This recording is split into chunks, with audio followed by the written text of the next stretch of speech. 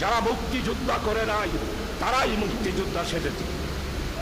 মরহুম শেখ মুজিব, আমি আমার প্রিয় ছাত্রদেরকে বলতে চাই, মরহুম শেখ মুজিব মুক্তিযুদ্ধায় অংশগ্রহণ করে নাই।